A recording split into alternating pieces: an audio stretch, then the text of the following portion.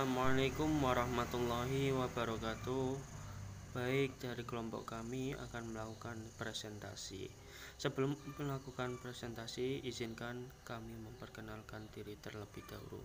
Saya atas nama Muhammad Sofiun Najib dengan NIM 20107100044 akan melakukan presentasi perkembangan peserta didik. Pertumbuhan adalah proses perubahan secara kuantitatif pada aspek-aspek fisik maupun psikis yang mengarah pada kondisi yang lebih matang. Sedangkan perkembangan adalah proses perubahan secara kualitatif pada aspek-aspek fisik maupun psikis yang mengarah pada kondisi yang lebih matang. Perkembangan terjadi sepanjang rentang kehidupan manusia atau lifespan. Jadi perkembangan adalah perubahan fisik dan atau psikis secara kualitatif dan atau kuantitatif ke arah yang lebih matang. Ruang lingkup bahasan pada masa kandungan yaitu masa konsepsi, setelah kelahiran, masa bayi, masa kanak-kanak, masa anak, dan masa remaja. Perkembangan berlangsung dari lahir sampai mati. Perkembangan mencakup aspek peristiwa belajar menuju perubahan yang relatif permanen dalam hidup seseorang. Terdapat perbedaan kecepatan baik intra maupun interindividual. Perkembangan berlangsung secara baik bertahap, yaitu perkembangan berjalan sedikit demi sedikit, tidak secara tiba-tiba dan sporadis. Perkembangan terjadi secara teratur, yaitu mengikuti pola yang berlaku untuk umum bagi semua individu. Perkembangan berlangsung secara kontinu, yaitu suatu tahap mendasari pada tahap berikutnya atau kelanjutan dari tahap sebelumnya.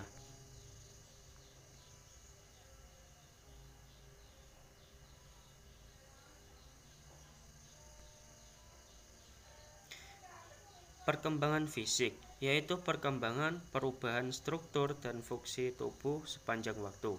Dengan perkembangan kepribadian, perubahan-perubahan pribadi yang terjadi seiring pertumbuhan individu. Perkembangan sosial, perubahan-perubahan terjadi karena individu berhubungan dengan individu lain. Perkembangan kognitif, yaitu perubahan-perubahan cara berpikir individu di mana proses mental menjadi lebih kompleks dan lebih tepat. Kematangan atau maturation meliputi perubahan-perubahan biologis yang terjadi secara alami, spontan, dan pada aspek genetik yang lebih luas. Emosi menyangkut perubahan-perubahan yang berkaitan dengan aspek rasa. Terima kasih. Selanjutnya akan dilanjutkan oleh saudari Dorotun Nafisa. Kepadanya disampaikan, persilahkan.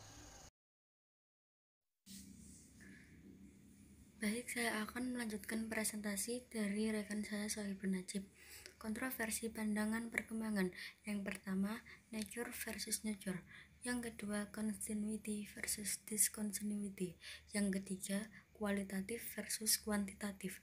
Dan yang keempat adalah stability versus instability. Saya akan membahas yang pertama dulu, yaitu nature versus nurture. Nature adalah perkembangan yang ditentukan oleh faktor dasar yang dibawa sejak lahir. Sedangkan nurture adalah perkembangan yang ditentukan oleh faktor lingkungan di mana individu tumbuh dan berkembang.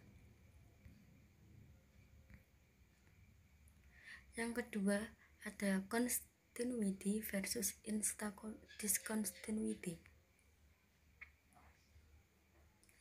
Continuity adalah perkembangan yang terjadi secara berkesinambungan antara tahap satu dengan tahap berikutnya.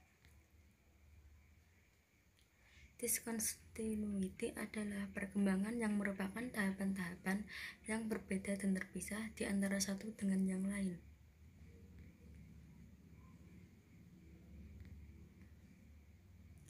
Yang ketiga ada kuantitatif versus kualitatif. Kuantitatif adalah perkembangan yang sangat terukur dan diketahui berapa banyak perubahan yang terjadi.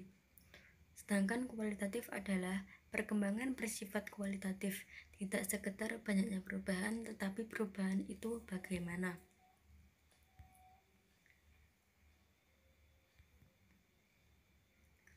Dan yang terakhir ada stability versus instability.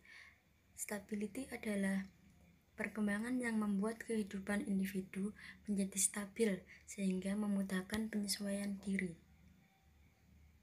Dan instability adalah perkembangan membuat kehidupan individu menjadi tidak stabil sehingga membuat penyesuaian diri tidak pernah selesai.